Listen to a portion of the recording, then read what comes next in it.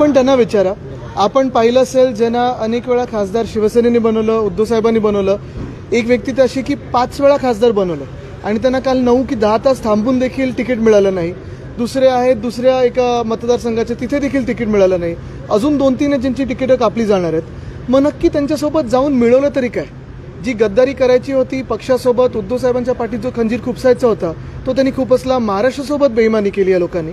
आणि आपण आता पाहत आहे की ज्यांनी त्यावेळी सांगितलं होतं की एक जरी उमेदवार पडला तरी राजीनामा देईन, त्यांना तिकीट पण आता देऊ शकत नाही आहेत. हे हाल आता मिंदे गटाचे झालेले आहेत.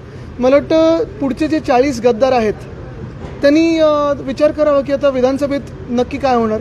कारण आता दिसायला लागलं की विकेट एक एक अशी पडत आहे.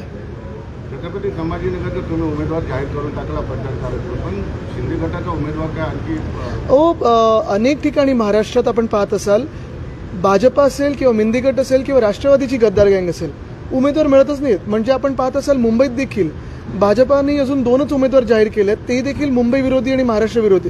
आपण पाहत असाल हेच आहे सगळीकडे की जास्तीत जास्त ठिकाणी आमच्या महाविकास आघाडीचे उमेदवार जाहीर झालेत, शिवसेनेचे तर सगळेच झालेले आहेत. आणि एका बाजूला मिंदे गँग आणि भाजपा ह्यांना